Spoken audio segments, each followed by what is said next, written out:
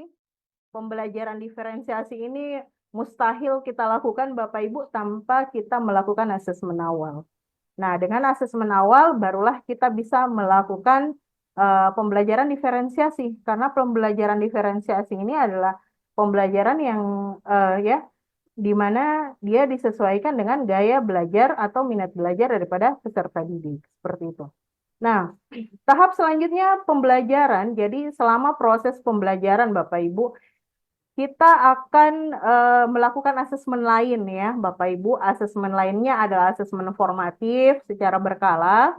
Ya, jadi asesmen formatif ini bisa dilakukan dalam proses pembelajaran di kegiatan inti. Di akhir kegiatan inti, Bapak Ibu bisa memberikan asesmen formatif.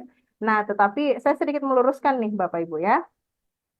Asesmen formatif terkait asesmen formatif nih, Bapak Ibu. Asesmen formatif ini adalah pertimbangan, Bapak Ibu ya.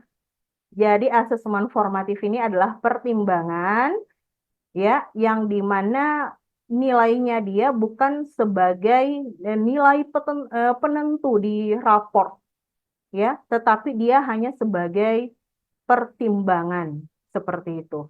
Jadi asesmen formatif ini tentunya sering kita lakukan di dalam proses pembelajaran ya di setiap pertemuan dan bentuknya pun macam-macam disesuaikan dengan daripada masing-masing guru seperti itu. Nah, kemudian ya untuk mengetahui progres pembelajaran daripada peserta didik kita atau murid kita ya kita dan melakukan penyesuaian metode pembelajaran ini ya jika diperlukan. Nah, di sini Bapak Ibu dengan asesmen awal tadi tentu Bapak Ibu bisa menentukan metode pembelajaran yang sesuai ya. Di sini disarankan sih Bapak Ibu ya semuanya bisa ya. eh, Wah, sudah ada yang raise hand ini. Nah, di sini Bapak Ibu, metode pembelajarannya disarankan untuk Bapak Ibu menggunakan metode pembelajaran yang inovatif ya Bapak Ibu.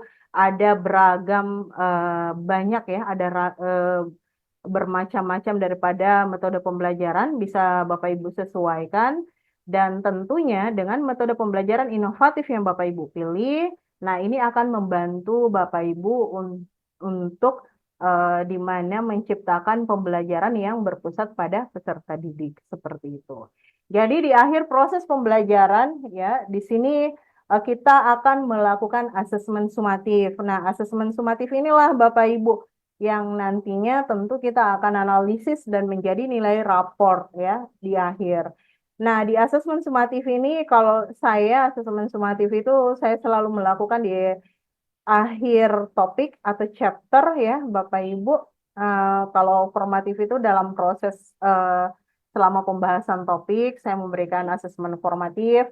Kemudian di akhir chapter atau di akhir topik itu saya memberikan asesmen sumatif untuk mengetahui daripada eh, pemahaman mereka, untuk mengukur pemahaman mereka seperti itu. Ini sebagai jadi asesmen sumatif ini sebagai penentu Bapak Ibu ya, apakah ketercapaian daripada tujuan pembelajaran itu betul-betul tercapai di peserta didik kita atau tidak seperti itu. Nah, ini juga ada yang banyak nih yang masih menganggap bahwa asesmen sumatif ini dilakukan di akhir semester.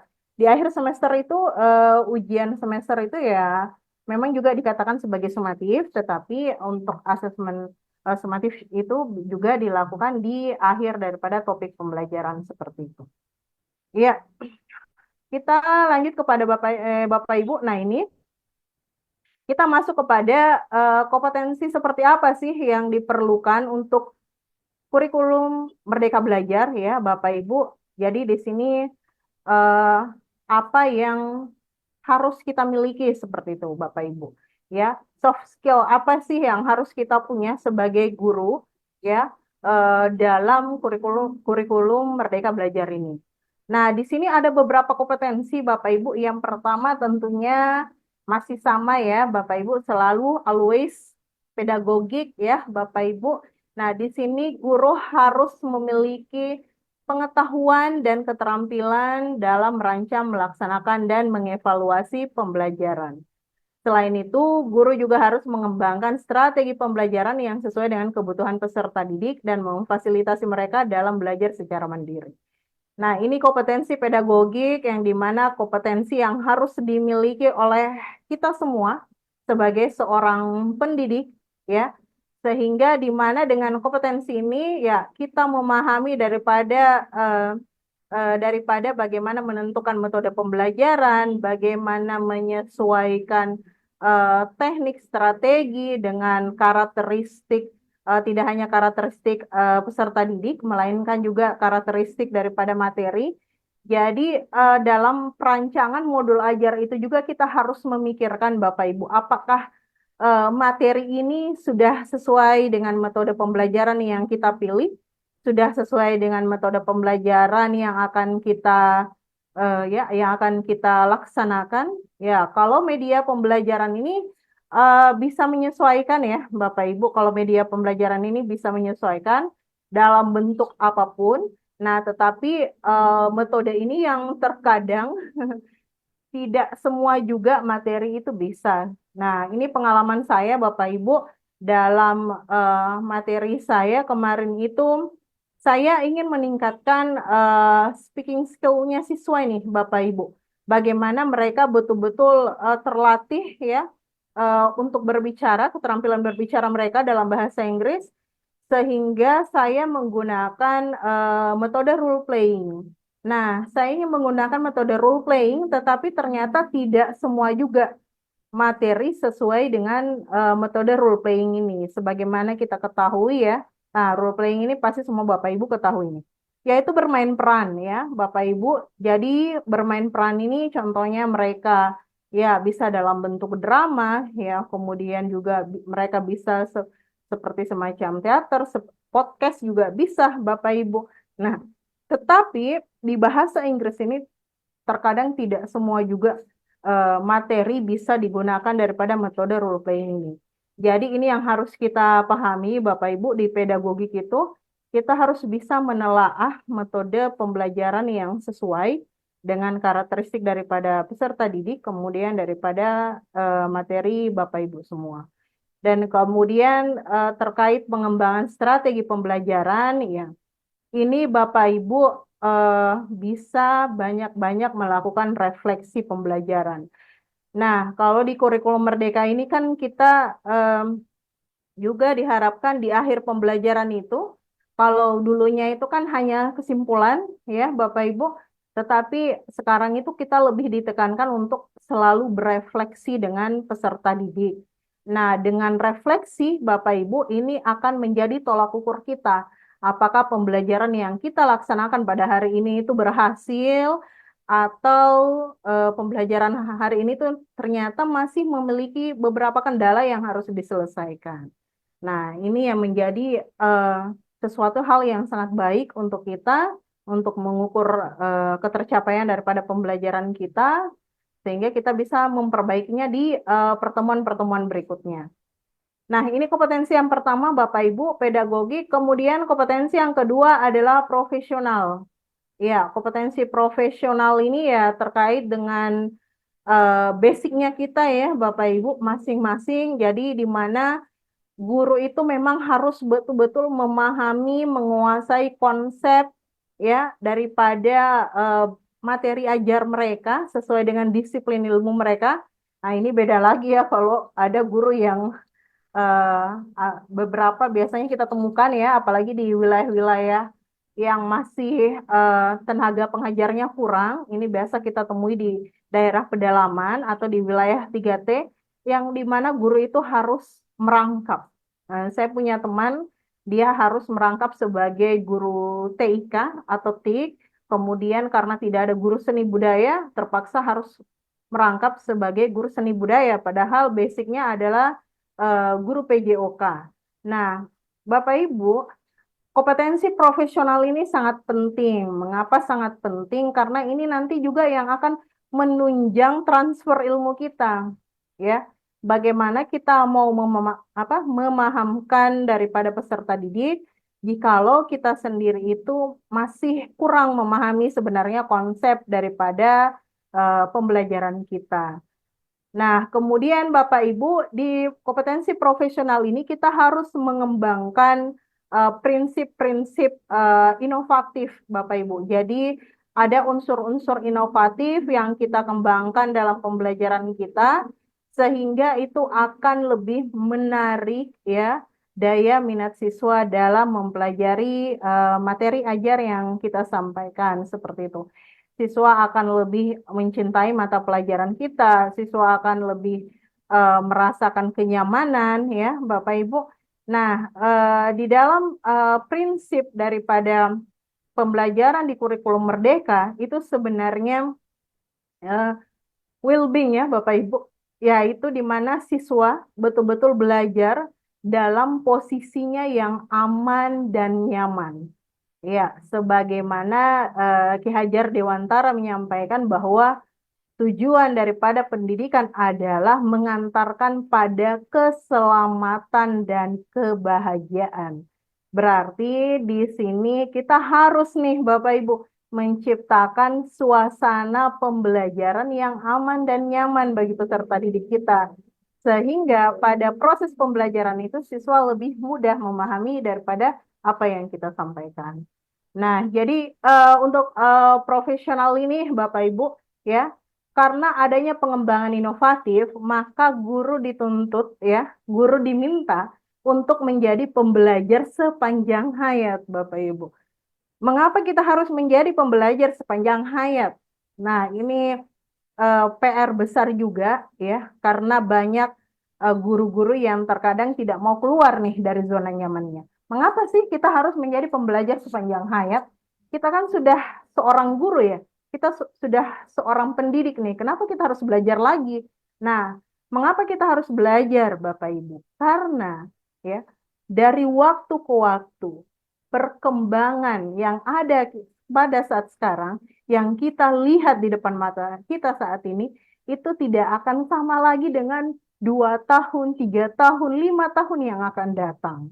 Nah, di sini ya di filosofi Ki Hajar Dewantara disampaikan bahwa ya mendidik peserta didik atau mendidik anak didik kita ini itu harus disesuaikan dengan kodrat alam dan kodrat zamannya. Coba kita bayangkan Bapak Ibu, apakah di zaman kita waktu zaman SD dulu itu sudah ada HP? Tentu tidak kan Bapak Ibu. Beda. Kalau zaman sekarang, jangankan anak TK ya Bapak Ibu, balita saja sudah pegang HP tuh. Nah, jadi kita harus menyesuaikan dengan itu sehingga kita memerlukan diri kita sebagai seorang pembelajar. Jadi sepanjang hayat Bapak Ibu kita terus belajar agar kita bisa menyesuaikan pembelajaran kita sesuai dengan kebutuhan murid pada masa itu. Seperti itu. Tentu masa yang sekarang, tahun 2024, itu berbeda dengan masa pada tahun 2010 yang lalu. Nah, jadi itulah mengapa kita harus menjadi pembelajar sepanjang hayat. Agar nantinya Bapak Ibu juga kita tidak akan tertinggal jauh ya. Sehingga biasanya siswa-siswa itu bilang, ah ibu ini Bapak Ibu ini nih konsep lama nih. Bapak Ibu ini pemikirannya masih yang dulu-dulu. Nah, itu. Jangan sampai ada pernyataan-pernyataan seperti itu. Jadi kita harus selalu selalu menyelaraskan diri Bapak Ibu. Kita harus memiliki sikap adaptif yang dimana kita harus bisa menyesuaikan diri kita dengan perubahan yang ada pada saat sekarang dan pada saat yang akan mendatang seperti itu. Nah, untuk Bapak Ibu menjadi pelajar sepanjang hayat ya, salah satunya contohnya pada malam hari ini ya, Bapak Ibu yang hadir di sini baik di virtual Zoom maupun di streaming YouTube, ini adalah salah satu contoh daripada Bapak Ibu terus mengembangkan pengetahuan Bapak Ibu. Nah, oke, kita lanjut ya Bapak Ibu. Kompetensi yang dimiliki selanjutnya adalah yang harus kita miliki adalah kepribadian. Mengapa kepribadian ini sangat penting Bapak Ibu ya? Kepribadian yang baik tentunya juga ini akan berpengaruh dengan peserta didik kita. Jadi kalau kepribadiannya kurang, berarti ini juga akan berpengaruh Bapak Ibu. Jadi semuanya memang tergantung daripada kita sebagai pendidik. Nah, di sini kita harus selalu memiliki sikap positif, Bapak Ibu. Nah, sedikit saya berbagi, Bapak Ibu ya. Di kompetensi kepribadian ini, contohnya ya, Bapak Ibu, alhamdulillah karena saya berada di pendidikan guru penggerak ya, Bapak Ibu, jadi banyak sekali ilmu pengetahuan yang betul-betul baru yang saya dapatkan dan saya implementasikan dalam pembelajaran saya itu hasilnya luar biasa sekali. Terutama adalah manajemen diri, Bapak Ibu. Nah, eh, ada kompetensi sosial emosional ya, Bapak Ibu. Nah, ketika di kelas nih Bapak Ibu, ya, tidak semua peserta didik itu dalam posisi yang apa yang kita harapkan, sesuai dengan apa yang kita harapkan. Peserta didik saya itu banyak yang terkadang bercerita, ya biasalah ya Bapak Ibu, apalagi tingkat SMA karena saya di SMA, apalagi di jam-jam rawan, waduh, itu mereka sudah mengeluarkan banyak tingkah Bapak Ibu. Nah, biasanya Bapak Ibu, apabila guru yang tidak memiliki sikap yang positif, yang selalu mengembangkan pola pikirnya untuk berpositif dalam segala hal, ini emosinya akan langsung tersulut. Tentunya apabila emosi sudah tersulut, pandangan sudah berubah, kemudian ucapan sudah mulai tegas tapi sedikit menekan, kemudian juga apabila tidak terkontrol maka akan keluar ucapan-ucapan yang kurang etis. Nah, sehingga disinilah dibutuhkan daripada kompetensi sosial emosional, Bapak Ibu. Di mana kompetensi sosial emosional ini kita bisa mengendalikan diri kita, ya, manajemen diri. Jadi pada saat saya melihat siswa saya yang sudah riuh dengan tingkahnya yang bermacam-macam, saya coba menenangkan diri dulu. Saya ambil diri, saya ambil waktu sekitar beberapa detik, saya duduk dengan posisi yang sempurna, kemudian saya menarik nafas dalam-dalam, kemudian menghembuskan, saya ulangi sampai 3-4 kali. Nah, setelah saya merasa diri saya sudah dalam posisi yang bagus, kemudian baru kok saya kembali bersama peserta didik saya. Sehingga di peserta didik itu tidak terkesan saya sebagai seorang guru yang arogan seperti itu. Seorang guru yang sedikit-sedikit emosinya tersulut dan sebagainya. Ini kita kenal kalau di kompetensi sosial emosional adalah teknik stop, Bapak Ibu. Jadi kita stop dulu, kita hentikan dulu aktivitas kita sejenak, kemudian kita mengendalikan diri kita. Ini sangat luar biasa sekali dan sangat berefek sekali dan ini bukan cuma kepada diri kita.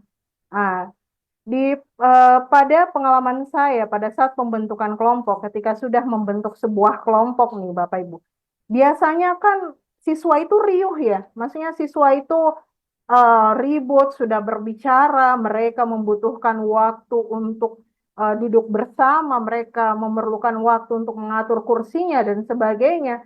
Nah, ini terkadang yang biasanya lose control di sini. Biasanya pada saat pembentukan kelompok itu lose control, ya.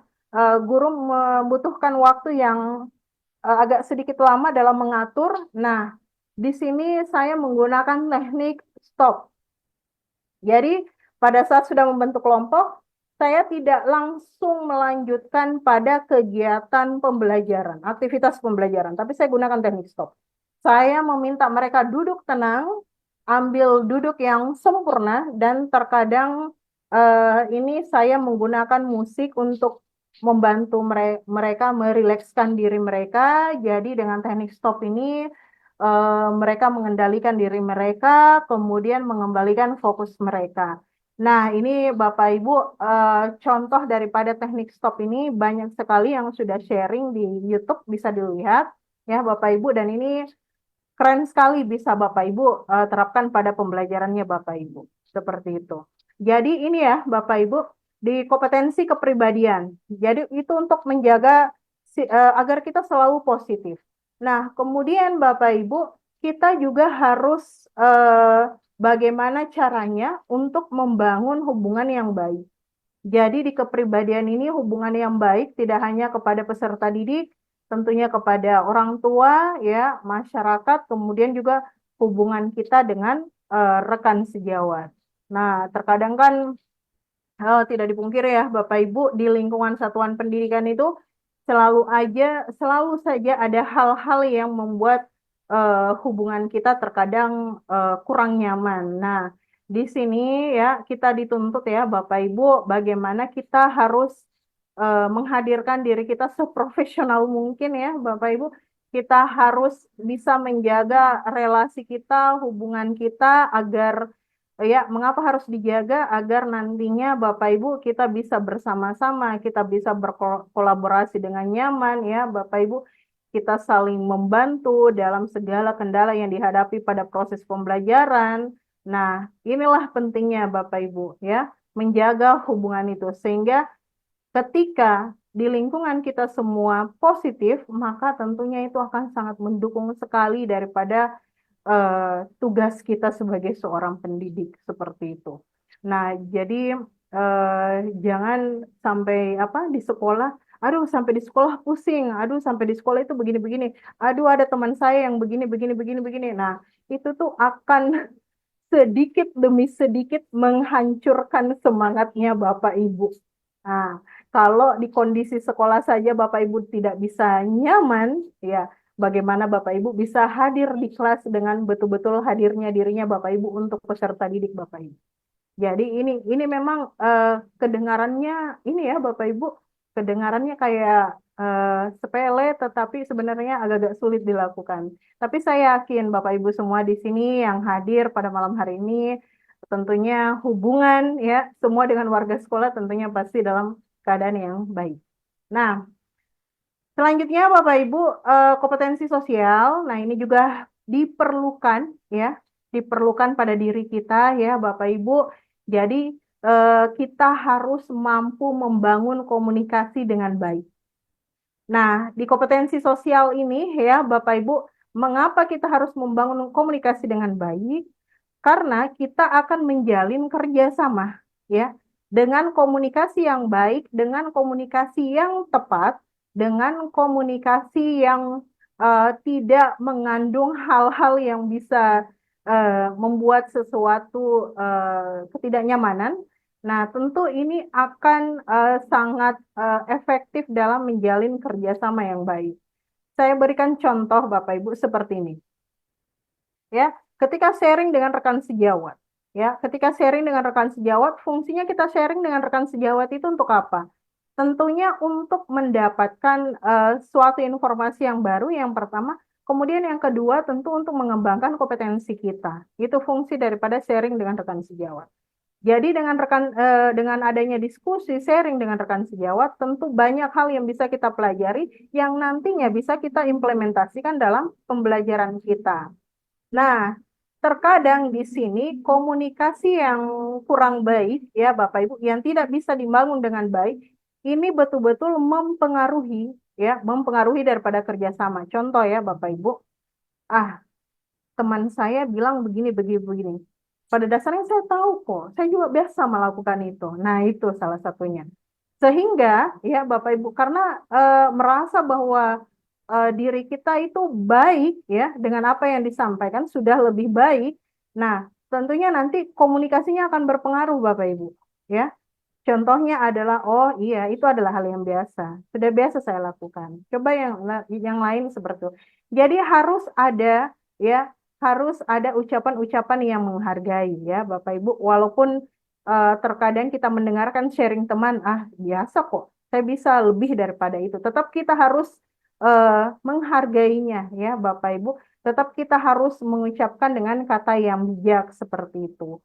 Nah, saya Bapak Ibu posisi saya di sekolah saya di SMA Negeri 4 Kota Ternate, ketika saya sharing dengan Bapak Ibu, saya itu selalu memposisikan saya itu sebagai pembelajar.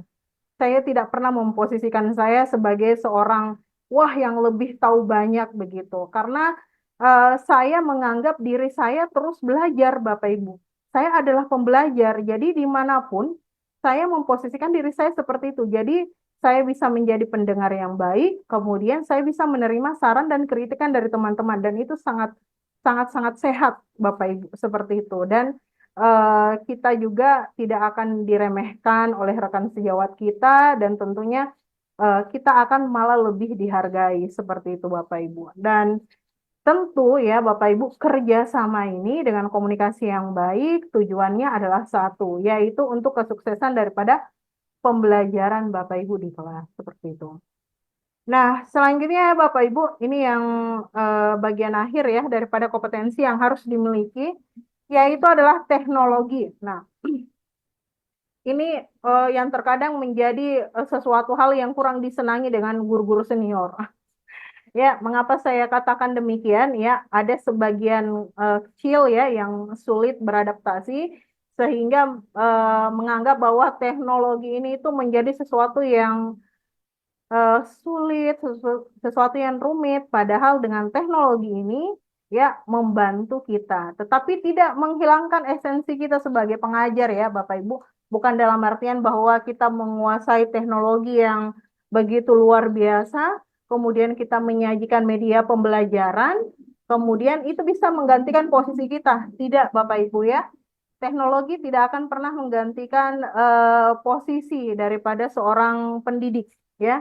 Tetapi teknologi di sini hanyalah sebuah alat yang kita gunakan untuk menyukseskan pembelajaran kita di kelas. Jadi teknologi ini hanyalah alat Bapak Ibu ya. Contoh sederhananya adalah ketika kita ingin makan, kita membutuhkan piring sebagai alat, kita membutuhkan sendok sebagai alat agar makanan itu bisa sampai ke mulut kita, terus kita bisa kunyah, kita telan di kerongkongan kita. Nah, begitupun dengan teknologi. Teknologi ini hanyalah alat, Bapak Ibu.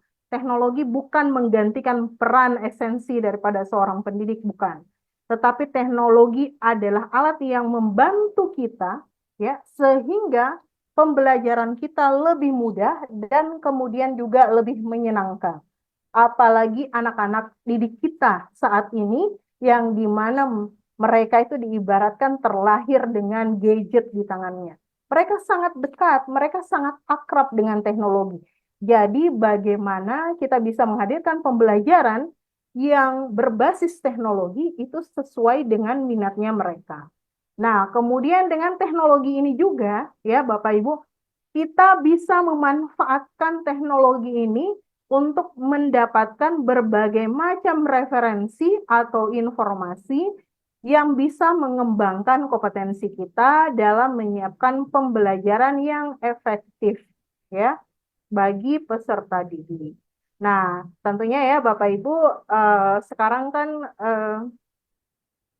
yang kita ketahui ya, teknologi itu kan sudah lebih akrab sama kita semenjak masa pandemi ya. Dan itu sampai sekarang juga kita gunakan seperti platform Zoom ini ya, Bapak Ibu. Nah, ini luar biasa sekali. Kira-kira kalau tidak ada perkembangan teknologi seperti platform Zoom, kemudian Google Meet, kemudian platform-platform Vicon lainnya, tentu kita tidak akan bisa bersua seperti ini, Bapak Ibu. Tentu kita tidak akan bisa belajar bersama seperti ini. Nah, itu. Jadi teknologi hanya untuk membantu kita, Bapak Ibu ya, tetapi tidak menggantikan esensi kita sebagai seorang pendidik.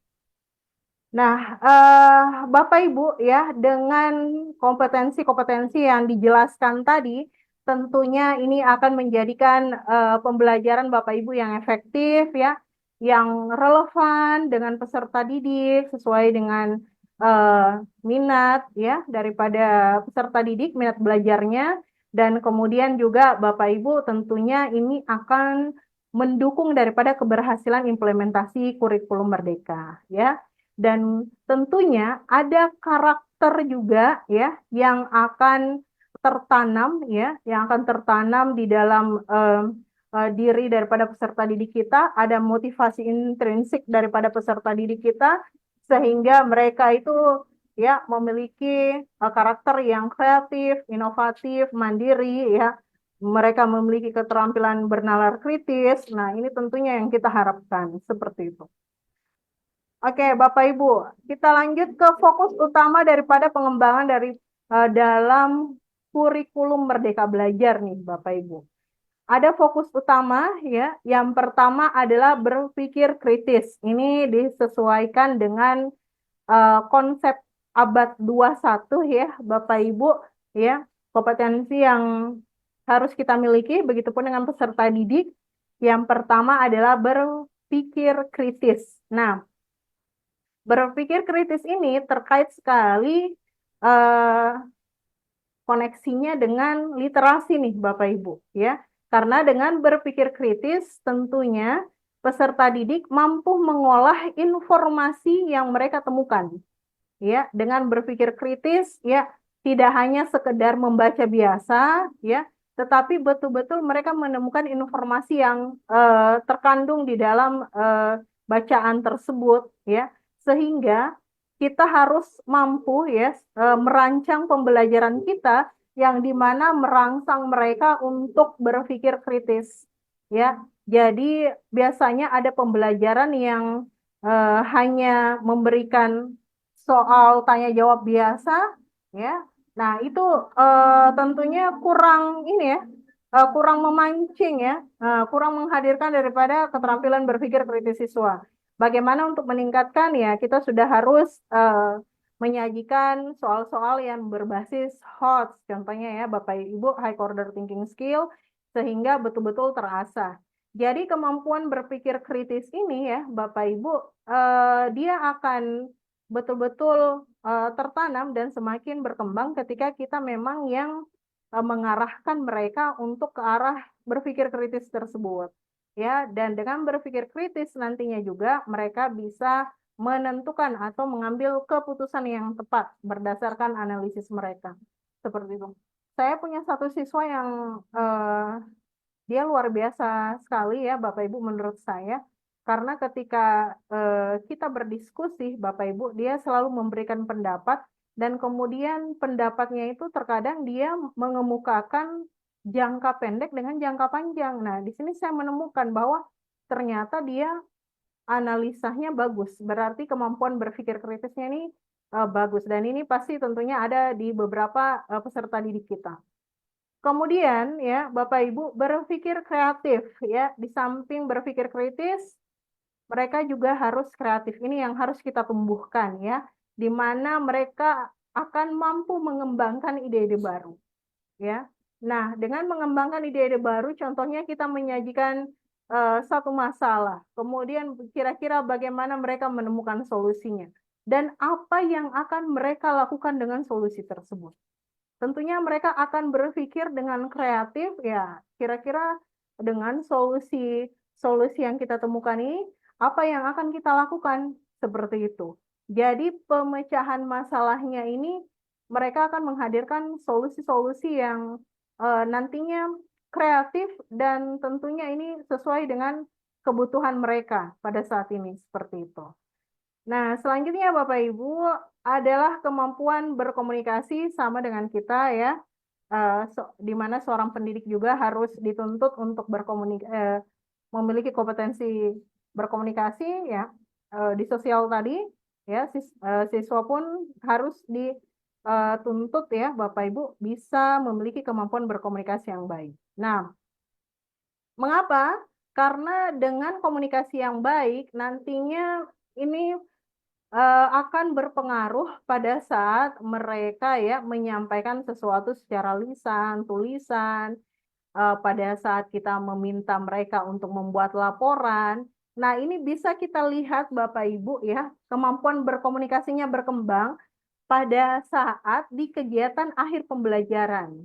Kita meminta mereka membuat kesimpulan, menyimpulkan terkait apa yang kita pelajari, ya, apa yang sudah kita pelajari pada hari ini.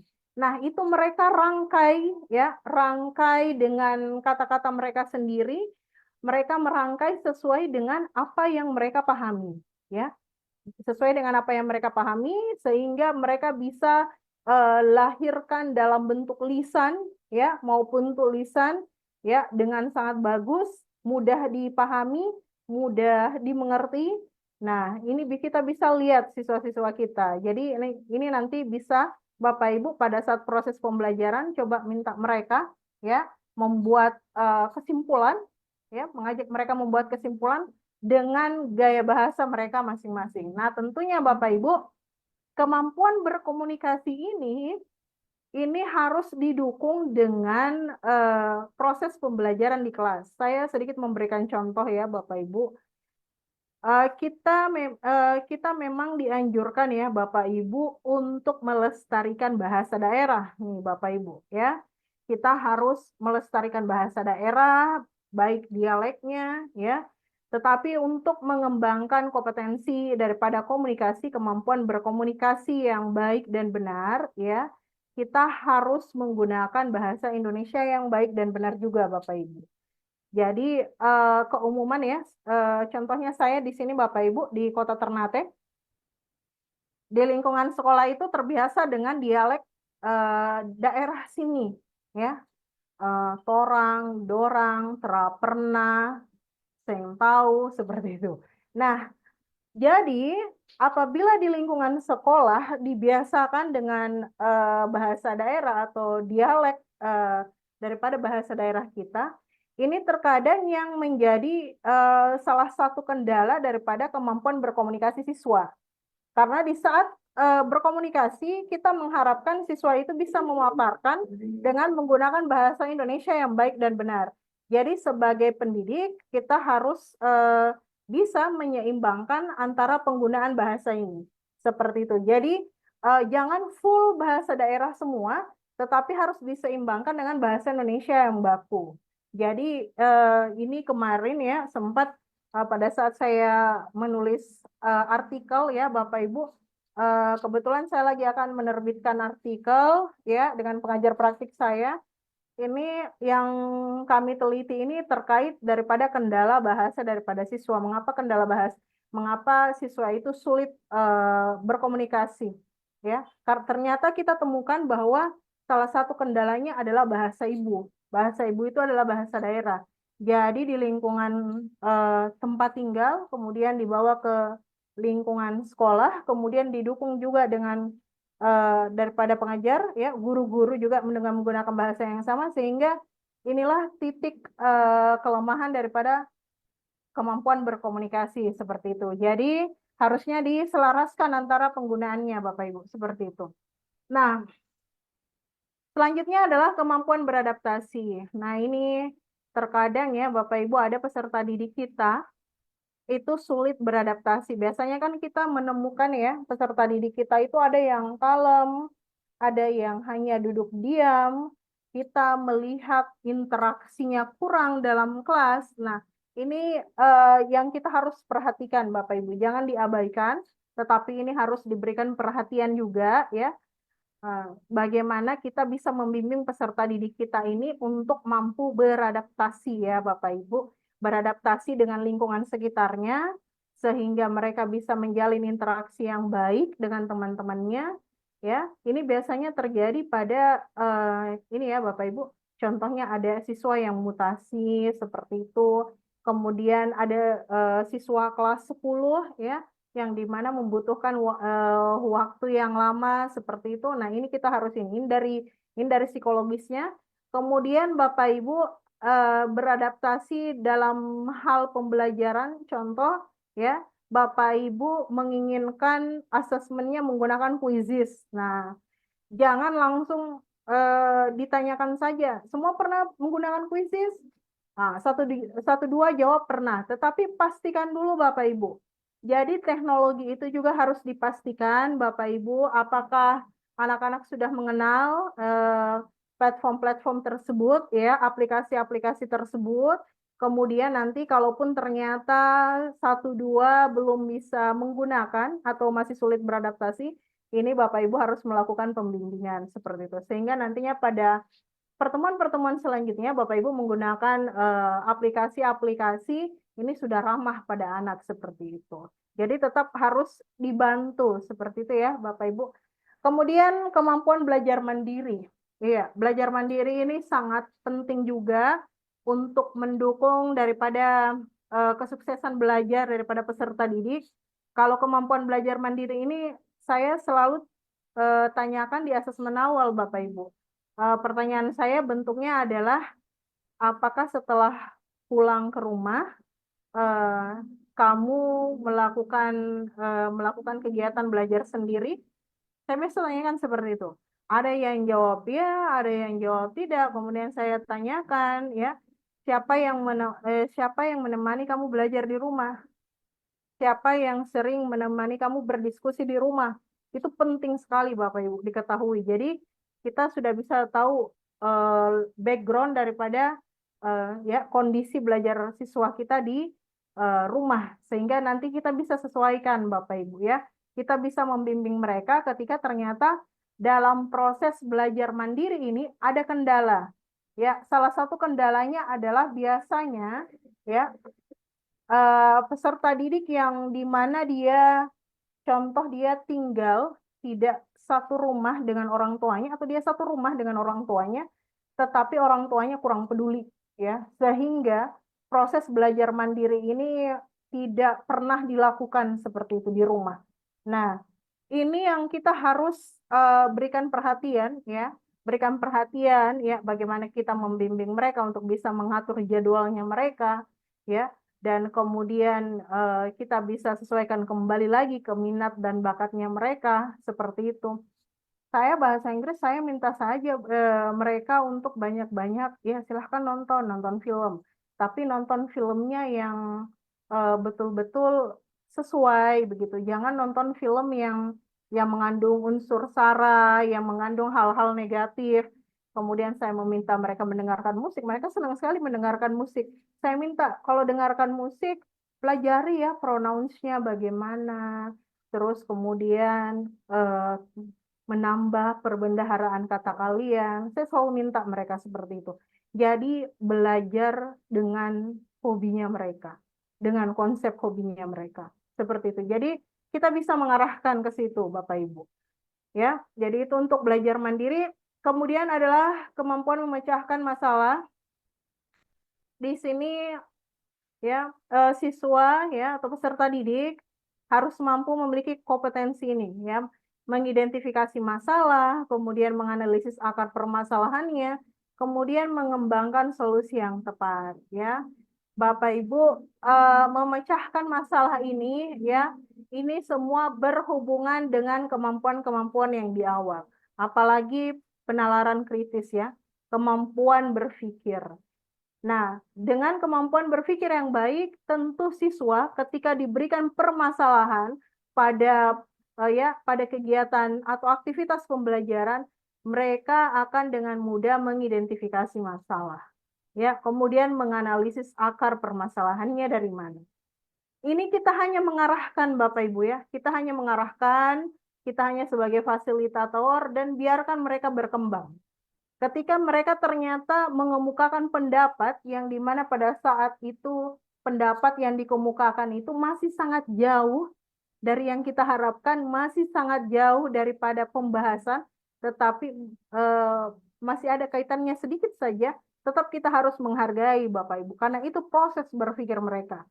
Proses mereka masih berproses untuk menemukan daripada solusi permasalahan itu, menemukan masalah. Nah, Bapak Ibu pernah saya satu kali pada bulan ini ya, pada bulan November ada satu siswa yang saya coaching Bapak Ibu pada saat itu, karena siswa saya ini ya dia kehadirannya sangat kurang yang pertama di pembelajaran saya bahasa Inggris, sehingga ya saya mengcoaching dia. Coaching ini beda dengan mentoring ya Bapak Ibu. Nah, di coaching ini ya saya memberikan pertanyaan-pertanyaan yang dimana berpusat daripada apa sih yang menjadi kendala dia, seperti itu, sehingga kemudian dia bisa mengemukakan sendiri.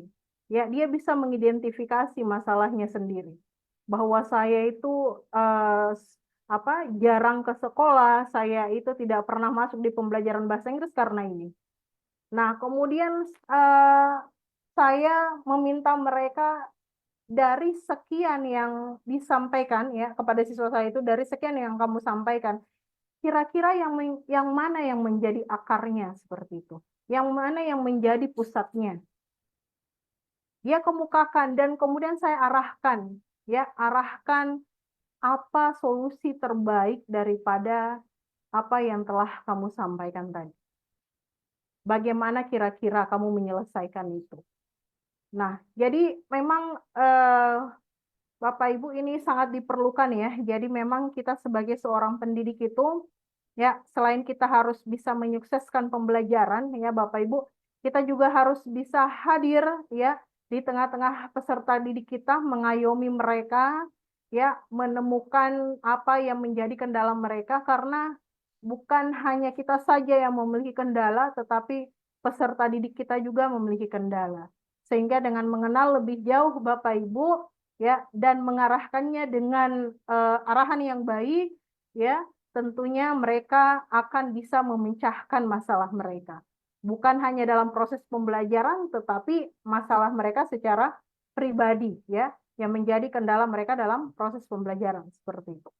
Nah, kemudian Bapak Ibu, mereka juga ya harus mampu berkolaborasi.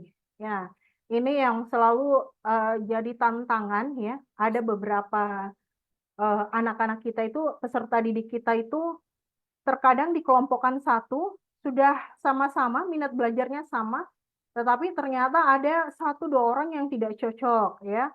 Ada satu orang yang sulit diajak berkolaborasi. Nah, itulah karakter ya. Itulah karakter. Kita tidak bisa memaksakan, jangan memaksakan peserta didik kita ya, tetapi kita mengarahkan Bapak Ibu. Kita membimbing. Jadi jangan memaksakan, tetapi kita mengarahkan, membimbing mereka sehingga mereka bisa bekerja sama seperti itu. Ya, kita menyadarkan mereka bagaimana pentingnya kerjasama. Kita ya kita mengedukasi mereka ya bagaimana tujuan daripada kolaborasi itu apa yang mau dicapai karena terkadang ya anak-anak itu siswa kita itu tidak mau melakukan sesuatu itu karena mereka belum mengenal tujuannya apa sih seperti itu, apa sih yang kita mau capai seperti itu. Terkadang itu yang membuat mereka acuh tak acuh seperti itu atau saling ketergantungan seperti itu. Nah, sehingga Bapak Ibu di pembelajaran itu, di awal pembelajaran, kita selalu meminta peserta didik secara bersama-sama membuat kesepakatan kelas atau keyakinan kelas. Nah, kesepakatan kelas ini bukan dalam bentuk aturan Bapak Ibu, ya.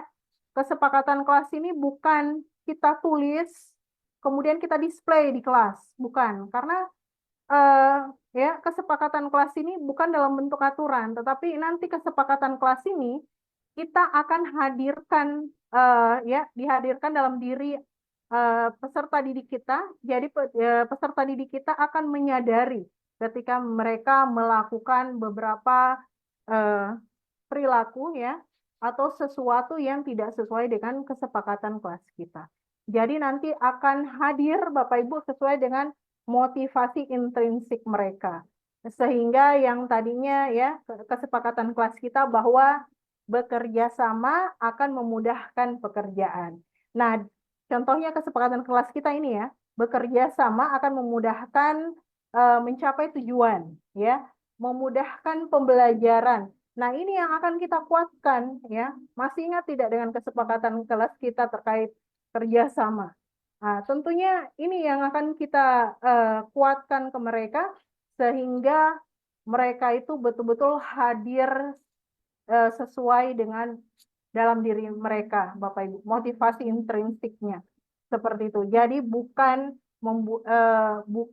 kesepakatan kelas itu adalah aturan yang baku, ya, sehingga aturan yang harus mereka patuhi dan mereka takut tidak mematuhi atau melanggar itu karena ada konsekuensi atau hukuman seperti itu. Tapi kita coba menumbuhkan dalam diri mereka, menyadarkan mereka sehingga dengan begitu itu akan tertanam lebih dalam diri peserta didik kita. Seperti itu ya, Bapak Ibu. Nah, kita masuk ke profil pelajar Pancasila ya, Bapak Ibu. Ini tadi yang saya sampaikan bahwa kita akan membahas ini ya.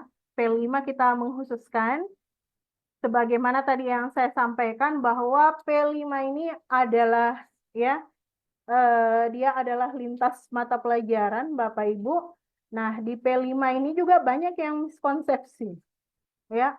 Banyak yang miskonsepsi P5 itu memberatkan, P5 itu mengeluarkan anggaran yang besar, P5 itu eh, ya harus membuat proyek yang bagus, ya. P5 itu harus membuat pameran dan nantinya itu yang dilihat. Padahal sejatinya Bapak Ibu, P5 ini memiliki tujuan yang harus dicapai oleh peserta didik. Kita tidak melihat di hasil akhir. Ini bukan prakarya ya, Bapak Ibu.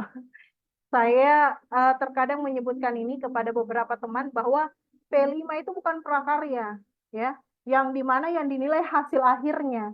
Contoh hasil akhirnya prakarya vas bunga, yang dinilai vas bunganya, bukan.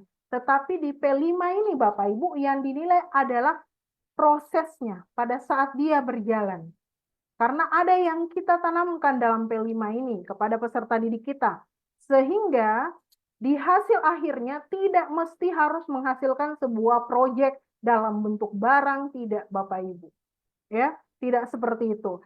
Nah, untuk P5 ini Bapak Ibu, jadi dia memiliki ciri atau karakter ya dan kompetensi yang dimana dia harus ya diraih oleh peserta didik kita.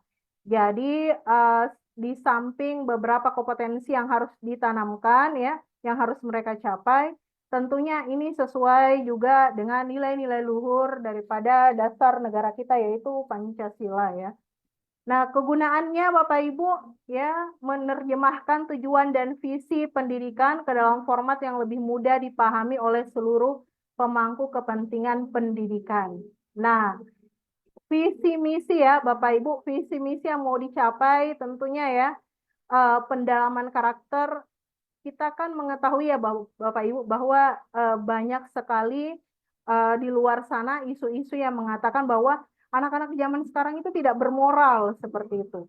Anak-anak zaman sekarang itu tidak seperti dulu. Anak-anak dulu itu patuh, taat, ya, menghargai guru. Nah, ini yang kita mau tanamkan pada anak-anak kita, Bapak Ibu, melalui P5 ini. Ya, jadi ini harus tergambarkan daripada tujuan dan visi satuan pendidikan kita masing-masing. Ya, kemudian ini akan menjadi panduan pengembangan karakter daripada peserta didik kita. Jadi pengembangan karakter yang disebutkan ya Bapak Ibu, nanti ada elemen-elemen yang harus mereka raih ya peserta didik kita capai. Nah, ini yang kita harapkan sebenarnya ini yang tujuan akhir daripada P5 Bapak Ibu. Ya, bukan produk ya. Jadi tujuan akhir seluruh pembelajaran program kegiatan di satuan pendidikan. Tujuan akhirnya itu Bapak Ibu bukan produk, bukan barang, ya. Bukan pameran itu Bapak Ibu. Ya, bukan itu tujuan akhirnya. Tujuan akhirnya adalah bagaimana peserta didik mampu mencapai ya dimensi dan elemen profil pelajar Pancasila. Ada 6 elemennya Bapak Ibu. Ini yang dicapai, ini tujuannya, ini tujuan akhirnya. Yang pertama adalah beriman, bertakwa kepada Tuhan Yang Maha Esa dan berakhlak mulia. Ini yang pertama. Kemudian bagaimana bentuknya? Ya, ya kita sudah terbiasa Bapak Ibu ya dalam keseharian kita, dalam pembelajaran ya sebelum memulai pembelajaran ya kita berdoa terlebih dahulu, kemudian mengakhiri pembelajaran juga demikian. Ini sudah memuat daripada elemen yang pertama ya Bapak Ibu. Tetapi ada penguatan lagi Bapak Ibu ya. Ada penguatan lagi ya kita hadirkan seperti tadi yang saya jelaskan motivasi intrinsik ya dengan kesadaran diri sendiri. Saya beberapa kali saya mendapati siswa saya ya saya sengaja melupakan, tetapi ternyata mereka mengingatkan. Berarti saya bisa menilai bahwa, oh, elemen yang pertama ini luar biasa sekali. Berarti sudah mulai tertanam dalam diri mereka. Saya di akhir pembelajaran itu sengaja saya lupakan tidak berdoa. Ternyata mereka yang mengingatkan, Ibu kita berdoa dulu Ibu. Ibu salam, tapi Ibu belum berdoa. Begitu, kita belum berdoa Ibu. Nah, berarti kita sudah bisa lihat Bapak Ibu bahwa elemen yang pertama ini sudah mulai tumbuh seperti itu. Itu yang kita harapkan. Ya. Jadi betul-betul tumbuh dalam diri mereka sehingga mereka bisa mengimplementasikannya dengan baik. Ya, ini yang kita harapkan. Kemudian yang kedua adalah gotong royong, bekerja sama ya Bapak Ibu. dan berkebinekaan global. Nah, ini juga berkebinekaan global ini banyak yang masih miss dalam mengartikan. Jadi berkebinekaan global ini Bapak Ibu, bagaimana mereka bisa menghargai budaya, ya, budaya mereka di lingkungan mereka, di satuan pendidikan, kemudian mereka bisa mempertahankan, mereka bisa menjaga kebudayaan mereka, dan kemudian adalah bagaimana mereka bisa mempelajari budaya-budaya lain dan kemudian mengimplementasikannya ya Bapak Ibu di dalam keseharian mereka tentunya yang sesuai dengan kebutuhan dan kondisi lingkungan mereka seperti itu. Kemudian bernalar kritis ya Bapak Ibu, kreatif dan mandiri. Jadi inilah tujuan akhir daripada P5 Bapak Ibu ya. Ini tujuan akhir yang harus dicapai. Nah, di sini ada konsep pembelajaran P5. Jadi yang pertama, dia berbasis project, Bapak Ibu ya. Dia berbasis project, jadi dengan berbasis project ini, tentunya peserta didik akan diminta membuat proyek atau produk, tetapi ini tidak selamanya mereka seperti ini ya, Bapak Ibu. Nah, ini akan melibatkan pengetahuan dan keterampilan dari beberapa mata pelajaran sesuai dengan pengetahuannya mereka. Contoh ya Bapak Ibu, tema kewirausahaan. Nah, tentunya di tema kewirausahaan ini tentunya nanti ada mata pelajaran yang terkait seperti mata pelajaran ekonomi, seperti itu. Kemudian mata pelajaran sosial lainnya. Kemudian mata pelajaran bahasa Indonesia. Kemudian di wirausaha juga mereka harus pintar berhitung. Ada matematikanya. Jadi semua terkoneksi Bapak Ibu ya. Seperti itu. Jadi keterampilan dari beberapa mata pelajaran ini akan digunakan dalam proses pembuatan produk atau proyek ini. Seperti itu. Nah, ini akan memungkinkan peserta didik mengembangkan kemampuan berpikir kreatif dan kritis mereka. Ya, kira-kira apa yang akan mereka buat seperti itu? Tentu saja harus tetap berkolaborasi dengan rekan-rekan mereka. Seperti itu ya. Kemudian yang kedua adalah berbasis masalah. Jadi yang pertama proyek, jadi Bapak Ibu dalam tema ini Bapak Ibu bisa yang berbasis proyek, kemudian bisa juga yang berbasis masalah. Jadi tidak selamanya mulu proyek. Di awal-awal ini P5 itu kesannya proyek, produk, tidak. Tidak selamanya ya Bapak Ibu, tetapi dia memiliki beberapa pembelajaran, konsep pembelajaran. Yang kedua adalah berbasis masalah, ya. Contoh semester lalu Bapak Ibu ya. Semester lalu itu adalah tema P5 di sekolah kami kebetulan di kelas 10 ya, di 10.1 itu adalah gaya hidup berkelanjutan. Nah, gaya hidup berkelanjutan kami memberikan sedikit pemahaman dengan siswa, kemudian kami memberikan permasalahan terkait lingkungan.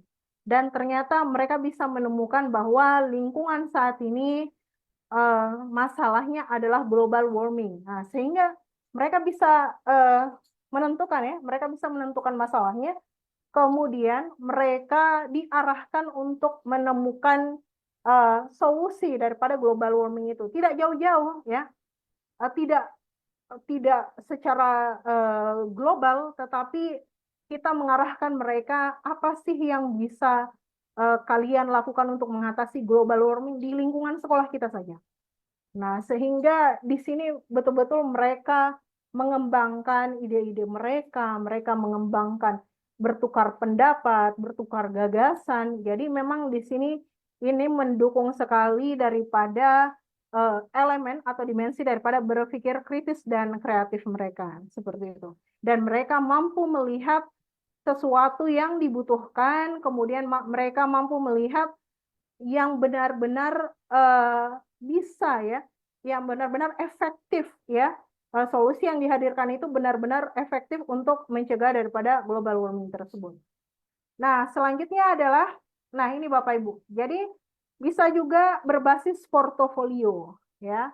Portofolio di sini Bapak Ibu, di mana kita akan menugaskan mereka ya sesuai dengan ya kosakatanya portofolio, berarti nanti mereka ini dalam bentuk tulisan ya. Nah, apa yang mereka susun di portofolio ini, ya, apa yang mereka kemas dalam portofolio ini, yaitu adalah berisi daripada refleksi mereka.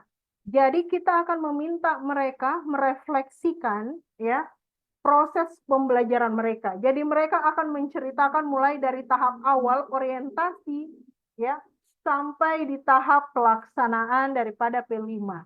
Nah, di sini mereka akan betul-betul mengetahui proses bagaimana proses itu berjalan dan kemudian keterampilan apa dalam diri mereka yang berkembang seperti itu.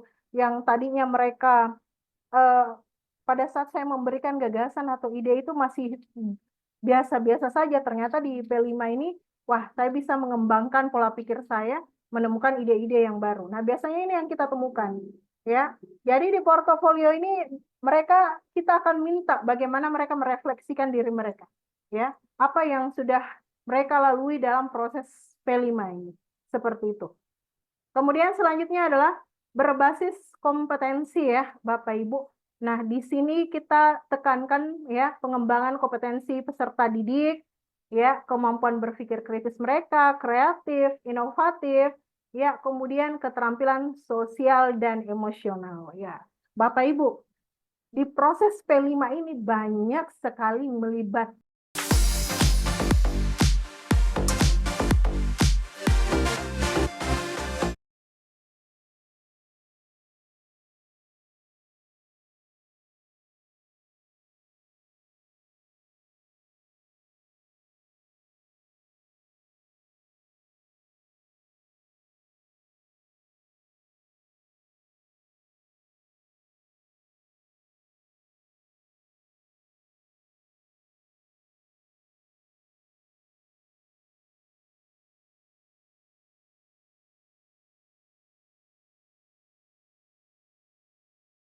yang namanya sosial dan emosional. Ada yang tidak bisa diajak kerjasama, ada yang dia hanya hadir 1-2 kali, ya. Kemudian juga ada yang sama sekali tidak bisa memberikan kontribusi. Ini sangat mengaduk sosial dan emosional mereka, sehingga kita di sini harus betul-betul menjadi ya, kita harus menjadi fasilitator mereka. Kita harus bisa membimbing mereka, Bapak Ibu, bagaimana mengelola diri mereka dalam proses kolaborasi mereka dalam P5 ini, ya, sehingga mereka betul-betul bisa belajar bagaimana memanajemen diri mereka, ya, bagaimana itu kerja tim, ya, bagaimana ketika kita kerja individu. Mereka akan menemukan pengetahuan itu di proses kolaborasi ini. Ya, tentunya ini pengalaman yang bermakna bagi mereka sehingga ini menjadi bekal mereka, ya. Untuk saat ini, tapi tentunya yang akan datang seperti itu ya, Bapak Ibu, karena akan berkelanjutan seperti itu. Jadi Bapak Kuliah, Ibu, mohon izin oh kuliah ya ya, untuk kayaknya penyampaian materi mungkin kayaknya nanti kekasihkan 4 menit kayaknya. lagi. Oh iya, Ya, terima dipersilakan kuliah. kasih. Mohon maaf memotong waktunya. Iya Mbak Eka, sorry nih, kayaknya kasihkan ya. Ya, Bapak Ibu, saya lanjut. Jadi Iya, nggak Bapak apa-apa Ibu, kuliah. iya. Di Iya, P5 ini kita ya mengarahkan fokus mereka dari pengembangan kompetensi ini. Dan sekali lagi Bapak Ibu, tujuan akhir daripada P5 itu adalah ya yang 6 dimensi tadi. Kita mengharapkan mereka menguasai 6 dimensi tersebut.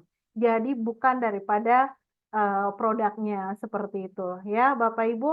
Dan kemudian yang di akhir adalah berbasis karakter ya. Tentunya dalam proses P5 ini ya Bapak Ibu, kita mengharapkan mereka bisa ya tertanam ya karakter, menumbuhkan karakter mereka, integritas tanggung jawab mereka ketika mereka diamanahkan tugas ya dalam P5 ini, mereka sebagai apa, kemudian bagaimana kejujuran mereka seperti itu ya, kemudian bagaimana mereka bisa berkolaborasi seperti itu. Jadi ini yang kita tanamkan. Jadi ini yang kita harapkan Bapak Ibu ya, yang kita harapkan di P5 membentuk karakter mereka lebih kuat ya dan mencapai ke 6 dimensi tersebut. Dan kemudian tentunya ini akan sangat efektif dalam pengembangan aspek kognitif, afektif, psikomotorik, dan peserta didik. Nah, ini Bapak Ibu, ini karena waktunya ini mepet ya Bapak Ibu. Ini ada praktik baik saya, jadi nanti Bapak Ibu bisa berkunjung saja ke YouTube saya ya Bapak Ibu. YouTube saya itu namanya sama, Lia Nurmala. Bapak Ibu nanti bisa lihat video praktik baik pembelajaran saya di sana. Ini salah satunya meningkatkan literasi siswa. Saya menggunakan metode pembelajaran PBL, ya model pembelajaran PBL, maaf. Kemudian saya gandengkan dengan metode SQ4R yang terintegrasi dengan Google Workspace dan AI. Ini Bapak Ibu bisa lihat ya, karena waktu kita sedikit. Jadi Bapak Ibu terakhir ya, ada 6 dukungan Bapak Ibu dalam mengimplementasi kurikulum Merdeka. 6 dukungan ini disajikan oleh Kemendikbudristek untuk Bapak Ibu semua, ya, untuk kita semua. Yang pertama adalah PMM, Bapak Ibu. Jangan jauh-jauh dari PMM, karena di PMM ini menyediakan segala kebutuhan kita sebagai seorang pendidik. Begitupun Bapak Ibu ingin mengetahui lebih jauh terkait daripada IKM, silahkan ya Bapak Ibu mencari referensi di PMM. Kemudian Bapak Ibu bisa mengikuti kegiatan seri webinar baik dari pusat, baik dari daerah, baik yang dilaksanakan oleh beberapa lembaga ya, seperti salah satu contohnya pada malam hari ini. Kemudian Bapak Ibu juga bisa mengembangkan implementasi kurikulum Merdeka melalui komunitas belajar ya Bapak Ibu. Kombel yang ada di sekolah. Ayo Bapak Ibu aktifkan komunitas belajar di satuan pendidikan masing-masing. Sehingga ini akan menjadi wadah bagi Bapak Ibu yang lebih dekat dengan Bapak Ibu untuk sama-sama belajar, sharing ya terkait daripada implementasi kurikulum Merdeka sehingga bisa menguatkan Bapak Ibu semua. Dan kemudian tentunya ada NSB ya, narasumber berbagi praktik baik ya Bapak Ibu. Ini ada dari pusat ya Bapak Ibu, kemudian yang diseleksi ya, ini juga kita bisa jadikan mereka sebagai narasumber ya, kita mendapatkan berbagai macam referensi, kemudian juga melalui mitra pembangunan ya untuk mengimplementasikan kurikulum Merdeka, baik di tingkat daerah maupun di tingkat satuan pendidikan masing-masing, seperti itu. Dan yang terakhir, Bapak Ibu, jika memiliki kendala apapun ya, Bapak Ibu, baik dalam implementasi kurikulum Merdeka ataupun hal lainnya yang Bapak Ibu perlukan untuk menunjang pembelajaran Bapak Ibu dalam kurikulum Merdeka, bisa melalui layanan bantuan atau helpdesk yang disediakan oleh Kemendikbudristek. Iya, Bapak Ibu, ternyata saya keasikan ya, Bapak Ibu, sampai diingatkan waktunya oleh Mbak Eka. Ya, semoga yang saya sampaikan bermanfaat bagi Bapak Ibu semua. Amin. Ya, sekali lagi di sini kita sama-sama belajar Bapak Ibu. Saya bahagia bisa membersamai Bapak Ibu semua di malam hari ini. Terima kasih banyak. Assalamualaikum warahmatullahi wabarakatuh. Saya kembalikan ke Mbak Eka. Baik, Waalaikumsalam warahmatullahi wabarakatuh. Terima kasih Bu Lia untuk kesempatan berbagi ilmunya. Ternyata banyak sekali hal menarik yang disampaikan oleh Bu Lia terkait dengan berbagi praktik baik begitu untuk Bapak Ibu guru serta bagaimana implementasinya, konsep-konsepnya begitu. Untuk termin penanya, diskusi pada malam hari ini kami buka untuk dua penanya terlebih dahulu dan masing-masing penanya kita anjurkan untuk memberikan pertanyaan cukup satu saja supaya nanti ada oleh partisipan yang lainnya. Kami persilahkan untuk Bapak Ibu guru yang akan bertanya bisa raise hand, open video supaya kami bisa menginvite Bapak Ibu guru untuk hadir bersama dengan narasumber hebat kita di malam hari ini. Ini sudah ada Bapak Sahudin yang raise hand. Kita coba untuk, oh ini admin, sebentar. Kami coba lihat lagi.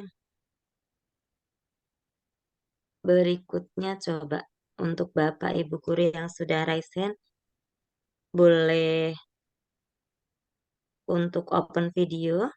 Atau mungkin yang ingin bertanya, ini untuk sementara ada Bapak Haris Novian. Coba kami invite Bapak Haris Sofian.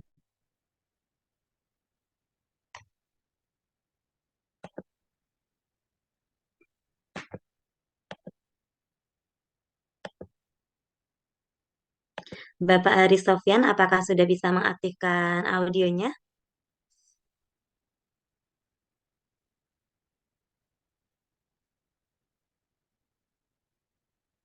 Ini belum diaktifkan untuk mikrofonnya, Pak Haris.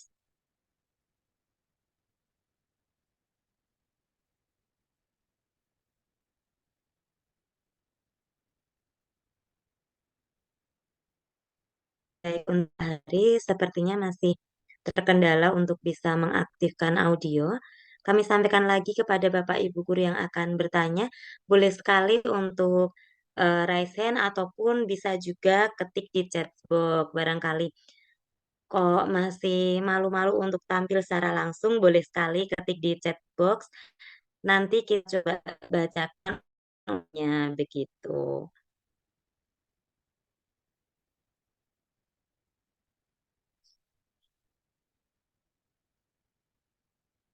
Coba kami cek beberapa chat yang masuk. Oh iya, ini ada pertanyaan menarik yang hadir di kolom chat kuliah yang ditulis oleh Bapak David Suprianto. Beliau menanyakan terkait bagaimana mengefektifkan waktu dalam proses pembelajaran diferensiasi begitu. Sambil menunggu Pak David, coba kami invite. Bu Lia mungkin bisa menjawab secara langsung pertanyaan dari Pak David. Kami persilahkan. Iya, terima kasih banyak sebelumnya Pak David ya, Pak David Suprianto. Iya, untuk pembelajaran diferensiasi ini dia termuat menjadi tiga ya, Pak David. Jadi ada diferensiasi konten, kemudian ada proses, kemudian ada produk. Nah, nanti bisa disesuaikan ya dengan jam efektif pembelajaran kita. Contohnya kalau 2 jam pembelajaran, seperti saya bahasa Inggris kan hanya 2 jam pembelajaran. Maka tentunya kalau untuk produk ya, kalau untuk produk berarti tidak akan tercover seperti itu. Jadi biasanya pada pertemuan pertama saya menyajikan diferensiasi konten apabila saya menggunakan metode pembelajaran diferensiasi konten. Kemudian nanti di pertemuan kedua itu nanti saya meminta siswa yang secara berkelompok berdasarkan minat belajar mereka menghasilkan daripada diferensiasi produk. Tapi produk yang dimaksud ini tentu sesuai dengan keinginan mereka. Mereka bebas menentukan. Jadi biasanya ada dalam bentuk PPT, ada dalam bentuk video dan sebagainya seperti itu. Nah, kemudian yang paling utama dalam menyiasati ya waktu dalam pengefektifan waktu adalah kita melakukan kesepakatan kelas maaf kesepakatan belajar di awal. Nah, ini terkadang ya jika saya ya ketika menyusun perangkat ajar saya, modul ajar saya, dan saya merasa bahwa siswa pastinya akan menghabiskan waktu di kegiatan inti. Pasti di kegiatan inti ini untuk aktivitas ini dia akan menghabiskan waktu. Sehingga saya membuat kesepakatan belajar di awal pertemuan bahwa di kegiatan inti nanti kita hanya memiliki waktu sekian. Jadi mari kita sama-sama menghormati dan menggunakan waktu tersebut berdasarkan kesepakatan kita ya sehingga nantinya pada saat proses pembelajaran itu nanti kita bisa memberikan sedikit ini ya seperti tadi Mbak Eka. Nah, ini yang ya di awal saya sudah disampaikan bahwa alokasi waktu kita seperti ini, jadi pada saat ketika sudah ingin mencapai batas waktunya, itu diingatkan seperti itu. Jadi kita harus konsisten dengan itu.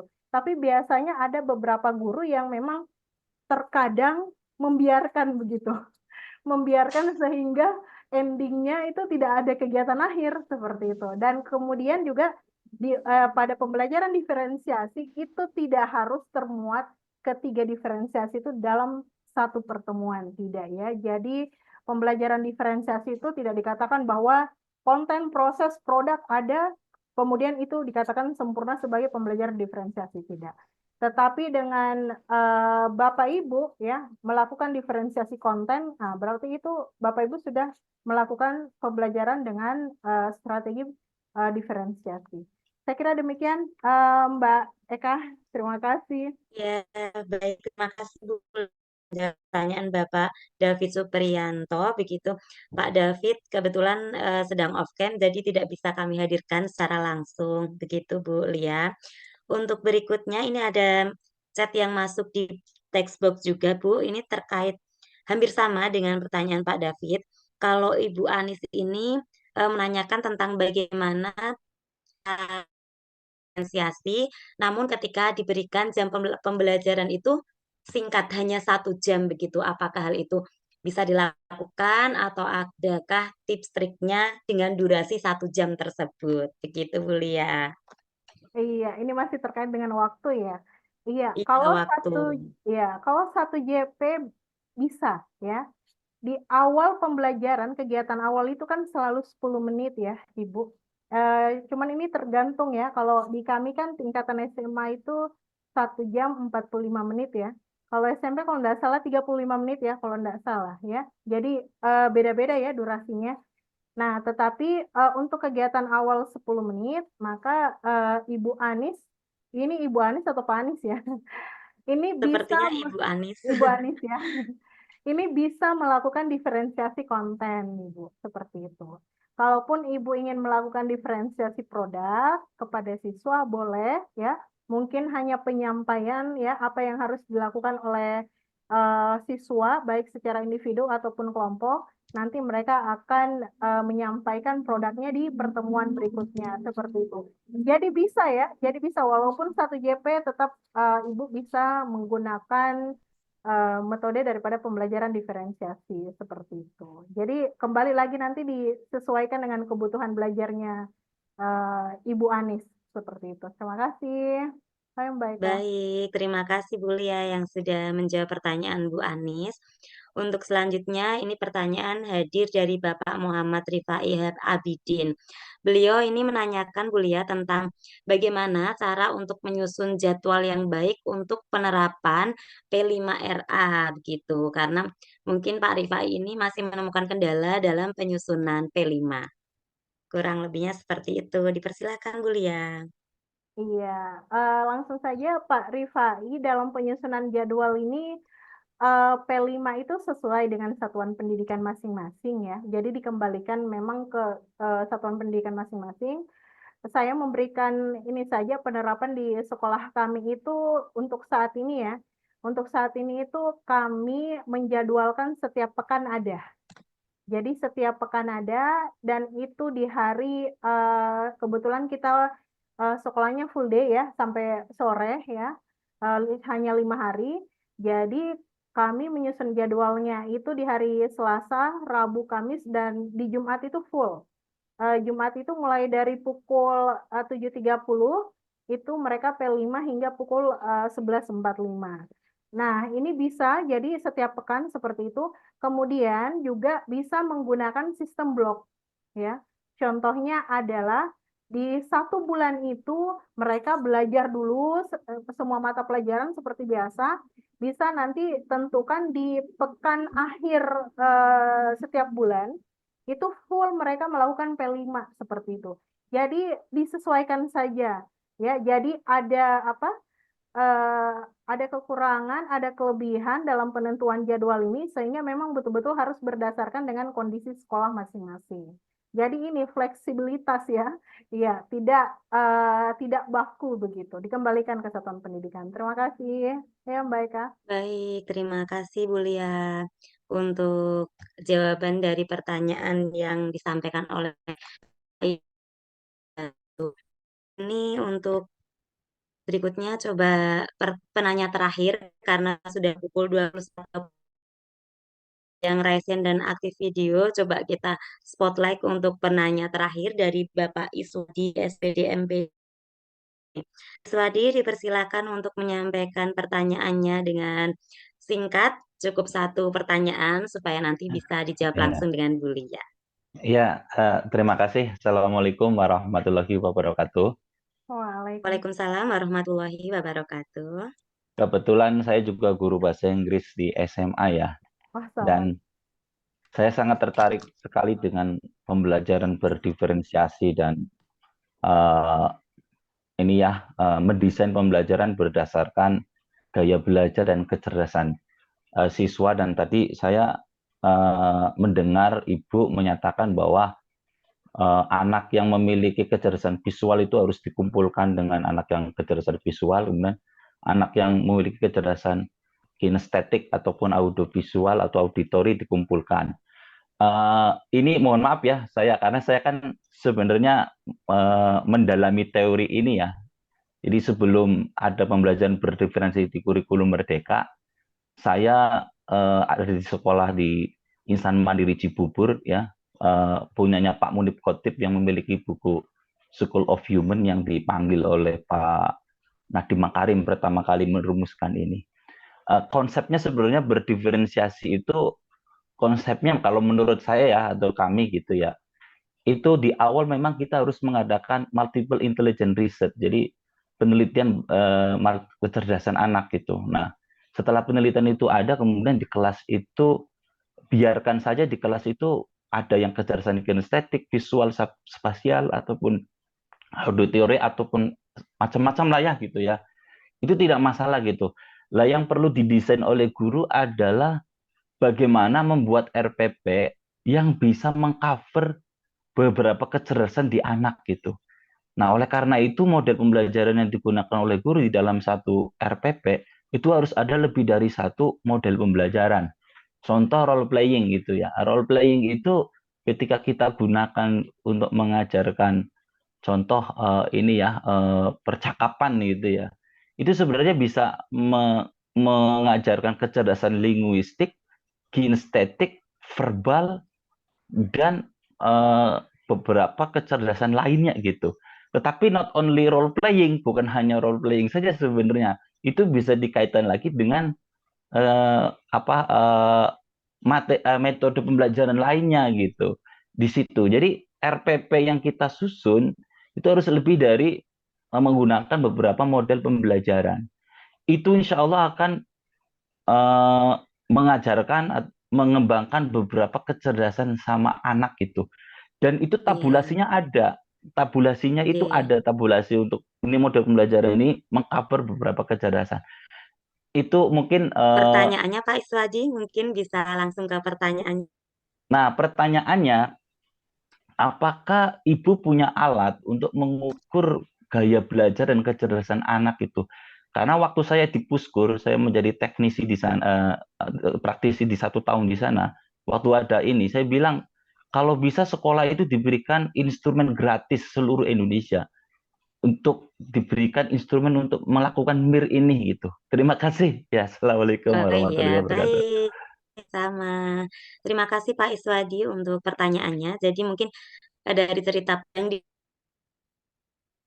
akan menanyakan kepada Bu Lia terkait apakah ada alat ukur kecerdasan siswa. Karena masing-masing tingkat kecerdasan yang berbeda dan untuk membuat RPP guru butuh untuk tahu sampai mana atau kategori siswa ini seberapa jauh untuk bisa mampu mengikuti pembelajaran. Kurang lebihnya seperti itu. Dipersilakan Bu Lia untuk bisa menjawab secara singkat pertanyaan dari Bapak Iswadi.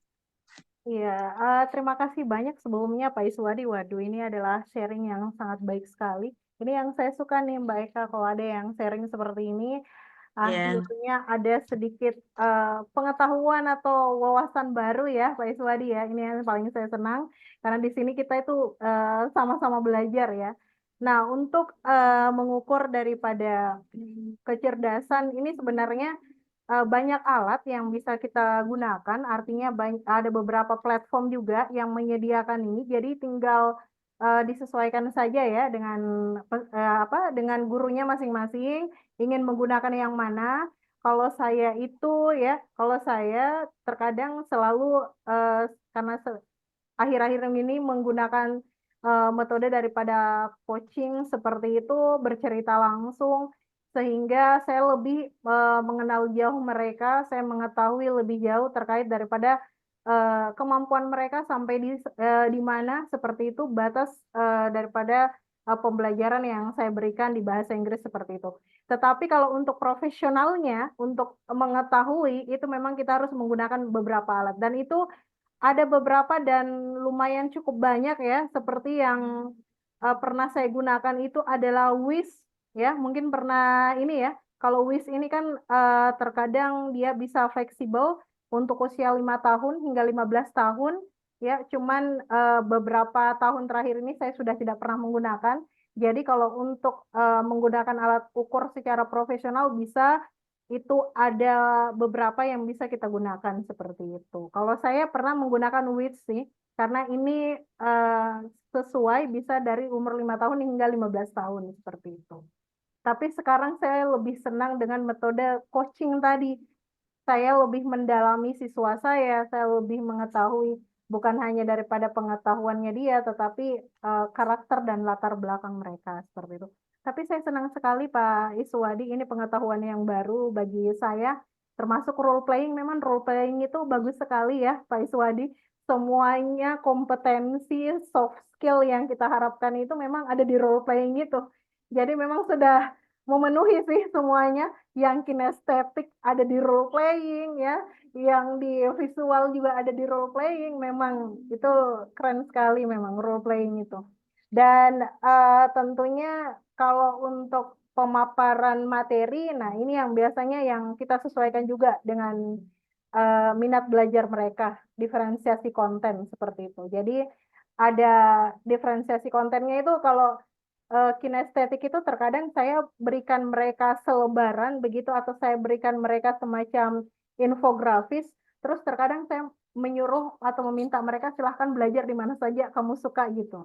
Saya berikan waktu, terus nanti mereka datang, terus mereka menyampaikan apa yang telah mereka pelajari seperti itu. Itu kalau kinestetik ya, karena dia kan berbeda. Kinestetik ini kan senangnya bergerak sana sini, beda dengan yang apa auditori. Kalau auditori dengan visual ini kan bisa satu kali dengan video itu sudah memuat mengcover 2 minat belajar ini. Seperti itu mungkin singkat dari saya. Nanti bisa sharing lagi lebih banyak nih Pak Iswadi. Terima kasih banyak. Ya, baik, saya kembalikan. Baik, terima kasih Bu Lia yang sudah menjawab pertanyaan dari Pak Iswadi. Semoga memberikan referensi untuk Pak Iswadi dalam menerapkan mungkin terkait dengan kebutuhan masing-masing siswanya. Nanti mungkin barangkali Bu Lia berkesempatan untuk membuat konten sesuai dengan pertanyaan Pak Iswadi, boleh sekali. Nanti Bapak Ibu Guru bisa untuk hadir menyaksikan beberapa konten pada YouTube channel Ibu Lia Nurmala. Nanti di sana akan ada beberapa kajian keilmuan yang bisa Bapak Ibu Guru pelajari. Mungkin karena saat ini sudah pukul 21.34, jadi untuk sesi seminar di malam hari ini kami cukupkan Bapak Ibu Guru. Kami ucapkan terima kasih juga Bu Lia sudah siap hadir membersamai Bapak Ibu Guru hebat untuk sama-sama belajar di malam hari ini. Semoga kita dipertemukan kembali dan apa yang sudah disampaikan oleh semoga bisa bermanfaat untuk Bapak Ibu Guru serta menjadi ladang ibadah untuk Bapak Ibu Guru semuanya. Saya selaku moderator yang mendampingi Bu Lia di malam hari ini, mohon maaf Bu Lia serta para partisipan ketika ada tutur serta sikap yang kurang berkenan. Insya Allah kita akan dipertemukan di lain kesempatan, di lain momen untuk sama-sama belajar kembali. Dari kami panitia, sampai kasih. Sampai jumpa lagi lain kesempatan. Wabillahi taufiq wal hidayah. Wassalamualaikum warahmatullahi wabarakatuh. Sampai jumpa lagi Bu Lia. Waalaikumsalam. Bapak Ibu Guru Terima kasih hebat. banyak. Baik, Kak. Ya Bu Lia, selamat istirahat Ibu.